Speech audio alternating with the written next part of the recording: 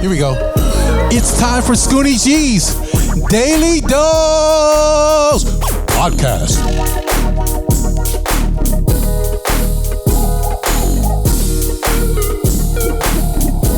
Come on, y'all. Turn up. Who's with me?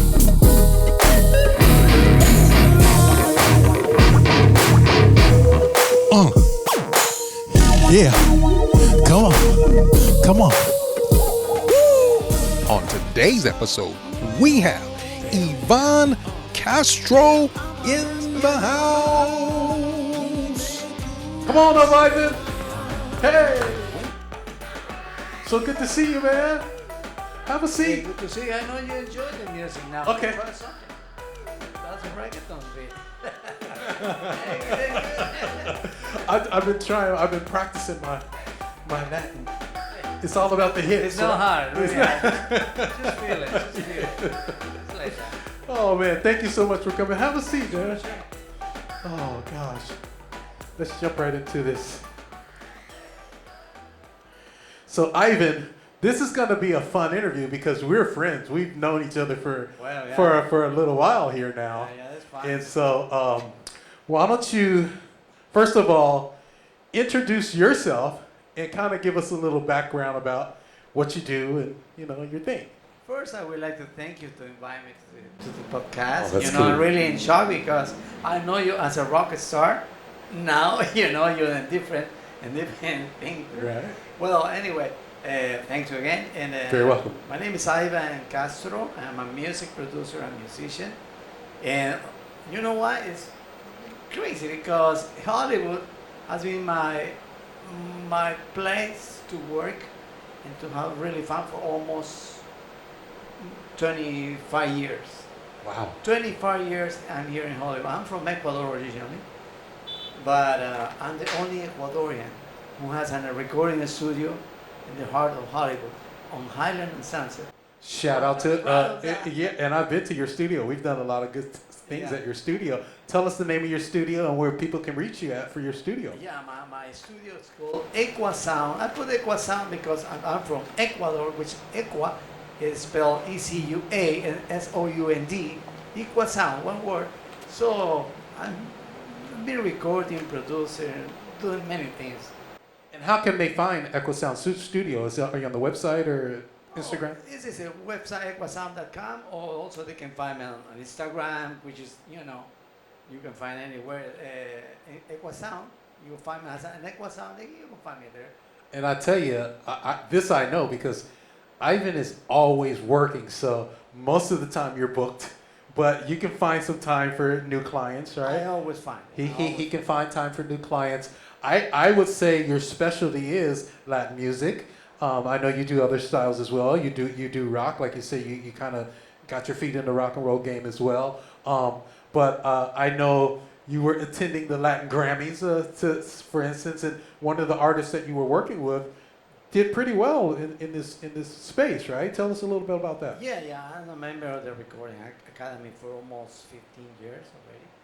And I don't win a Grammy yet, but some of my artists are getting nominations, which is good. That's right. So they pass for my studio, they pass for my hands. Or I'm very picky doing the knocking on the door of the Grammys. I'm happy when somebody get all this, Yes. nominations especially. And of course, I like to do a good work, a good music, but also I like to enjoy what I'm doing, not just to take the production and recording. I like to enjoy what I'm producing. It's a love of music is the reasons why we do, most of the reasons why we do this. Yes. So which kind of segues over into take me back, all the way back when you were a little kid and you originally got into music. What was your inspiration? Tell me that first story. How did you get into this thing? That is it. Easy question. Let me remember, I was 7 or 8 years old. And my dad is a musician too. My dad plays harp. My mom plays piano. Well, my dad took me to this music festival in Ecuador, in a little city. And I saw this guy, I saw in a big stage, because that was like a carnival fair there. This guy, he was playing the guitar alone. No? And, at the moment I saw this guy, playing the guitar and singing, I said, I want to be one of this. I want to be playing guitar and singing. Isn't it so funny how just one little thing, I mean, he's 7 years old and you remember it like it was like yesterday, right? Yeah, because it is one of the special moments that impact my mind. And the thing is there were other kids there as well, but not every kid got that spark, but obviously Ivan did and has continued in the music business. So kids out there, if you have that little spark, just nurture it, because those are the moments that you'll remember for the rest of your life. So take us through that period. So you saw this guy with the guitar. Did that make you want to get a guitar or get a keyboard, or what happened? My granddad, he used to have I remember an old acoustic guitar, with the strings so high. And then my dad, he just teach me three chords, and that, hard guitar. And well, I was trying, and say, okay, Dad, I know these chords now. Okay, you want to learn more? He said, you want to learn more? Try to investigate by yourself. Nice. So at that point, I said, you're mad, but you don't love me, you don't want to teach me. No, I know what I'm doing. And then now I understand why he said that. Yes. Now I understand. Because the idea is, if I really like to play the guitar, I really have to try to investigate. And then, I learn. Yeah, and so it's not that you have to love it when you first started, but our parents, like Ivan's parents, my parents did the same thing. They want to see if you're self-motivated to this thing that you're gravitating to, because one week it could be the guitar, the next week you want to play soccer, the next week you want to do something else, and that's how most kids are. There's nothing wrong with that. You're kind of fishing around, trying to find out what that thing is that you really love. But when you find that thing, as Ivan found when he was 7, as I found when I was 5, you just have to do it. Your parents don't have to make you do it. Do you remember getting the calluses on your fingers? And I always remember that part. I'm never going to forget that part. So that's almost bleeding. Almost bleeding. You get the so your parents, they want to see that you're really into this. So then after that, I'm going to walk you all the way through. So after that, did you find yourself in a band, or what happened after that? The thing is, at that time, remember, we don't have internet. We don't have even to find magazines with guitar methods. In my country, was so hard to find it. So the only way to learn was asking to the other musicians, or probably to another friend, to teach me more stuff. Then when I learned, once, let me see, then let me jump to my 13 or 12 years old. I was playing more. So people were teaching you. So Yeah. Kids today have this big advantage. They can go on YouTube. They can not only learn, it's tutorials. It shows you where to put your fingers. Exactly. You can slow it down. There's so many tools out there, but I will have to say this.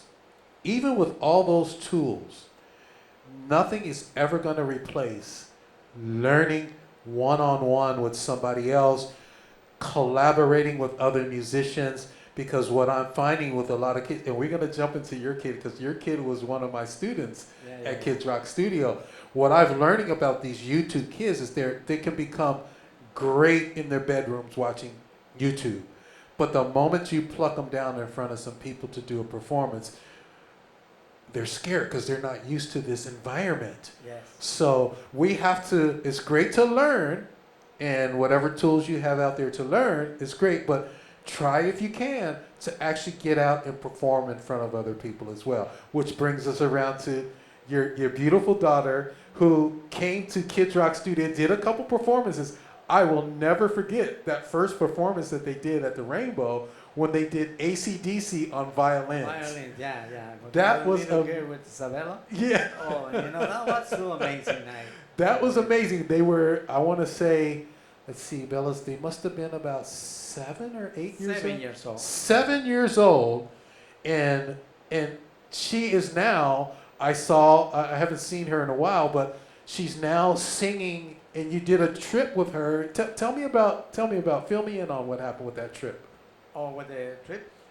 She was singing with a choir or something. Oh yeah. When I jump to my part of my life. Okay, her name is Gabriela. Gabriela. And Gabriela, well, she started playing violin at 6 years old because her mom is a violin teacher. Yes. In the classical, the classical. And a great violin teacher, by the way. Great violin. And well, Gabriela was started learning the violin, and then she get tired of violin. So at that point, I'm agree with you when you say the kids first start with something, then jump to another thing. Where she jumped to the piano and the singing. And after that, she started singing, playing piano, playing piano, and then she became part of the National Choir of the U.S. National Choir of the U.S. That is an amazing accomplishment. And I remember when I used to visit you guys, she was very shy about singing. Uh-huh. Yeah. So to go from shy about singing to being in the national, I mean, this tells you that even if it's in the beginning you think is something that you can't do, if you stick with it, and she sounds, I always knew she had a great voice because even when she was shy about singing, I could hear her voice and she could sing. So the fact that she stuck with that and kind of, like you said, jumped from violin, and violin is a great kind of foundation for, singing, because you're actually, the violin is singing for you these notes. And that's great. So congratulations to Gabby. Yeah. And then she jumped to the National Choir, then went on tour last year to all the Europe. And then this year she was in New York, singing anywhere. Now Gabriela is writing songs and playing the piano. So she's singer and songwriter. And now she's 14 years old, but she has a very powerful potential as a singer-songwriter and an artist. And at such a young age, I mean, it's like a lot of people don't get started until later on. But the fact that she got started at 7, she's doing these basically tours, and performed at the Rainbow, which is a famous place. And, I know she's been performing at the NAMM show once a year. She always puts on a performance there. These things are so important. And not only does it help them, let me tell you something, not only does it help them in their music career, it helps them in other areas of their lives as well, right? So tell us a little bit about that. What have you seen your daughter kind of do from just being involved in these things? Well, the music for her is her life. But like you mentioned before, the little spark, when the spark starts, when you bring up this little kid at that young age, that helps to develop the music, in this case, the music career. And of course, it's easy at that age to start learning more stuff because they don't have too much worry. Right. Well, once you pass the 15, 16 years old, the high school is hard, time is short, no time to practice, the time starts getting. And she's right about there. She's right there. So it's going to be interesting to see where she goes at this point. How old is she now? 14. She's 14. So that's that crucial age where, kids are kind of, a lot of peer pressure from school and stuff like that. So their friends are doing other things. So they're trying to figure out like which way they're going to go. But congratulations. So sorry to get off course and talking about Gabby. Let's get back into you. So the thing that I remember about you, not only that we're friends, but you invited me over to Capitol Records, and I had never been over to Capitol Records. You've done a lot of work out of Capitol, which is right around the corner from here. Tell us about your work at Capitol Records. Well, the thing I was, they hired me as an independent engineer on production a long time ago, and then after that, the artist who hired me, he loves the way I work on that machines. These huge machines. Yes. You need to understand. It's not just push buttons and work with EQs and things like that. You have to have some taste of why you're listening or why you're producing. So at the same time, when I was working there, the people from Capitol, they like my work. So they start calling me on and off, and sometimes I go there to do some work. Well, it's fun. The good thing is I had the doors open to invite more artists to use those studios. So The legendary Capitol. I mean, I was just. it was a dream for me. It was a dream for me just being there. I mean, walking down the halls, you see the plaques of the Beatles and Frank Sinatra. Frank You know, Sinatra. where you feel that. You feel these legends and these greats have recorded there. I mean, you better kind of know a little bit about music if you. Yeah, okay, I have to do good here. I gotta do good in here, or they're gonna kick me out. But yeah, so so taking that experience and then using those applications to your own studio probably helps you, you know, with, like you said, because you have machines and you have boards and you have knobs. The people is what makes the machines sound good. You still have to have that ear and that chemistry, and I'm sure that's why that they've asked you back to record there. Exactly. That's why I recommend, let's change a little bit, because technology now, in some way, is helping to the musicians to produce some way. In other ways, it's not really the product like we used to have it a long time ago, when we used to do tapes. Look, listen, tapes machines, analog machines. If you compare the sound on those, on the old recordings and the new recording, it's really different. So It's different. really We were talking about that earlier. I mean, today's music, I mean, economics play a lot of it. Yeah. Technology, like you say, Pro Tools and things of the like. Which for me is actually, the technology is a artificial intelligence. The Basically AI it's of music, that. basically it is. I mean, they figured out a way to kind of simulate tape machines and Exactly. tape. And the higher I don't know what it's, I mean, I remember Pro Tools was first 48, and then it went to 96, and now it's, I think, up to, 192 or something? 192 resolution. 192, 256. yeah, 256. So that just means these higher resolutions give a better quality of sound, and it kind of imitates Imitate the analog. it imitates the analog. But imagine that they have to keep getting better and better just to be able to try to emulate what analog just naturally does. Exactly. And the other point is, you can have the best machine mixer, or you can have the more sophisticated software with all the plugins, but if you don't know how to use it, it's like you have your plane, you don't have to fly. There it is. Same idea. Yeah. So you have to better study, practice, do some projects first as an experiment, Yes. and then try to be the producer. Because I've been finding producers, they say, I'm a producer, okay. I remember this a little, because this point is very interesting. These guys come to my studio and they start recording, and one of them say, I'm the producer, okay. When they say they are producer, I shut my mind, I'm just start pushing buttons and doing the recording. Yes. Okay. That's my role there. That's the role. Yep. Yeah. And well, I started listening to the music, and I said, something's wrong here. The vocal guy didn't sing up, the bass player, he didn't tune out the bass. At some point I say, you know what, let's stop it. Yeah. What's going on here? Is the sound this way? No. And leave it that way, I'm the producer. Okay, tune the bass. I say, tune the bass and fix it, because I can't leave that record this way. He said, I don't know how to tune the bass. Oh, well, at least he admitted it. I say, I just say by myself, I say, okay, how you want to be a producer? You know the basic thing of music. Yeah.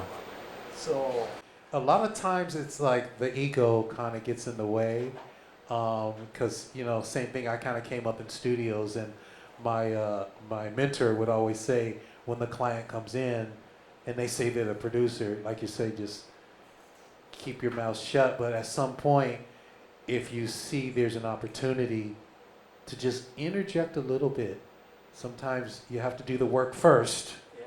You can't do that right in the beginning, but give it a little time, and that's beautiful that you were able to. Yeah, and I did that with all my respect, but at the end I say, okay guys, you want to keep the product like the way it is, it's fine too. Yeah. Yeah. but don't put my name. That's all I was gonna say. No, you put my ghost name on it. I never know you hear it. Yeah, because it is going out. You don't want, you don't want that credited on you, and you're like, who mixed that? Who produced that? Where did they do this at? And they're like, oh, we did that over at Ivan's studio. Yeah, I've been working for many years. I've been doing all kind of recordings. But let me tell you. Let me go back to my 13. Okay. So, Yes. We jumped that part. After that, in my city, which is called Guayaquil, that city is basically at that time. That city was a rock and roll city. We loved the rock. We loved Zeppelin, Black Sabbath, Van Halen, all the old school. Wow. AC/DC, Then I love it. I'm learning. I used to have a rock band too there, and we played that music. Eagles. I love all the kind of America, which I think they have a concert this Saturday. Wow. Yeah. Right.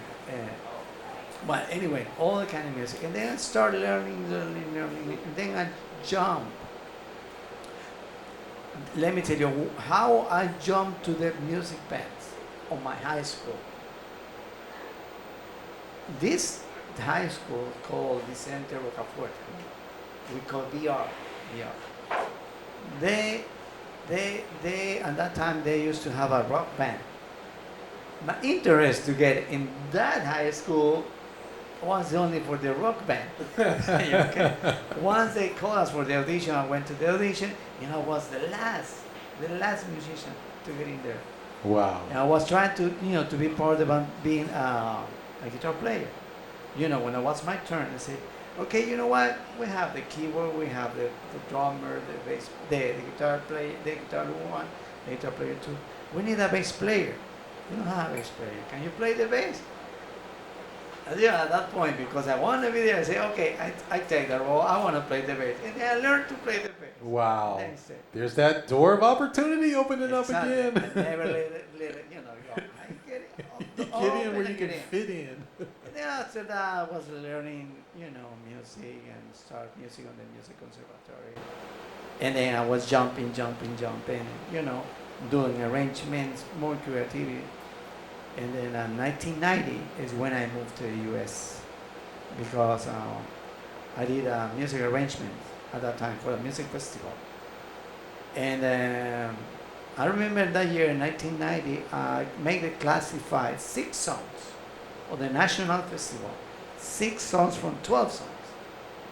Okay. The national is 12 songs qualified. I make it qualified 6. In other words, I was competing with myself. Okay. Yeah. But one of the songs was the winner. One of my songs. Wow. And then the music director, I came to Vegas and I stayed here and started, they give me offers to do music. I was supposed to stay here in the U.S. for 1 week, then 2 weeks, then 3 weeks, then 1 month, and now I have 33 years here. But I'm glad to be in the U.S. I would like to thank the U.S. because this country gave me the opportunity.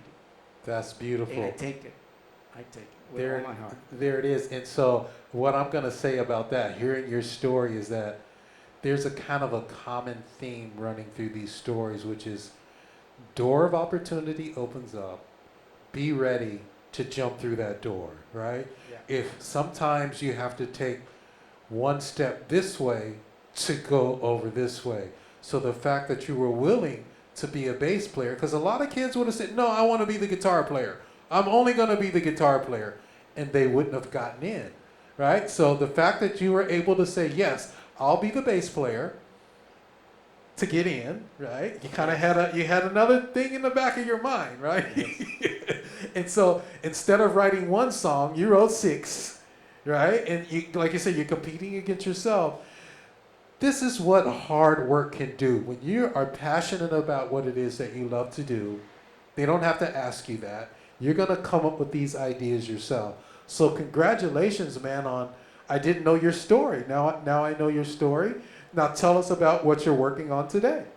Well, actually, I have my studio very close here in Hollywood. Yes. And I'm working some productions now, some Cuban African music. Okay. with this artist Ricardo Lembo, and I have a new artist I just discovered. Her name is Christine. Okay. Christine, and she's doing Latin pop, which is interesting. That is a huge market. Yeah.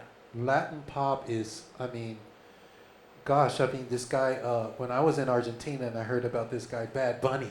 Oh, man. Bad Bunny is like all over the place, right? Worldwide. Worldwide. So, hey, we got some guests in the house. We have Yeah. A special guest in the Wait house. for me. Yeah. So, Latin pop, oh my gosh, that's just, like you say, all over the world. So, I'm looking forward to hearing this new stuff that you're working on. Now, are you still doing any music of your own? Well, that's the thing, you know. Basically, I'm the guy who's behind the curtains, you know. So I produce for everybody, but not for me. Yes. But one day. Yes. One. And now we have a song that we're talking about maybe doing a little collaboration on, right? Oh yeah. Yeah, we're talking about doing that. I just show you, but we cannot mention it yet. Yeah, we can't mention it yet. And then I've done songs at your place. We actually had an amazing guitarist come over, Luis Khalil. Shout out to Luis, who is, you remember the kid that came through? He's like a national guitar hero now. Yeah. And this kid was, we caught him when he had first kind of moved to LA, and I saw some of his clips on the internet, and I invited him down to the studio. It's incredible. Incredible. This guy makes playing the guitar look like you're having a bowl of cereal. He invented, you know, the technique, the reverse. The reverse tapping, he invented that technique and has made it famous. And so thank you for having us in the studio that that was day. amazing. You That know, I was really fun. enjoyed that session. That was a great session, and I'm looking forward to doing more sessions again. Yeah. Anything else that you want to kind of promote out for yourself right now? Anything else you're working on? Not really for myself. I would like to encourage to the little kids. You want to learn an instrument. You want to be a singer. You want to be a drummer. Just do it. Practice. The only way to get better is just practice. And that's it. That's it. So That's it. practice.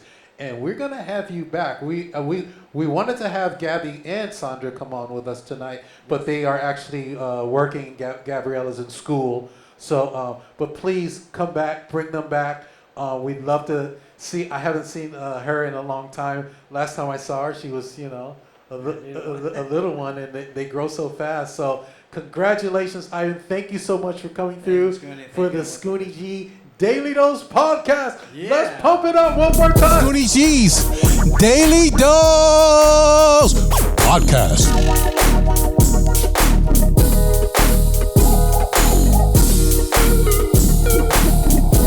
Come on, y'all. Turn up. Who's with me?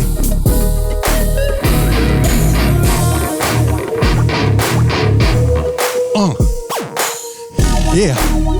Come on.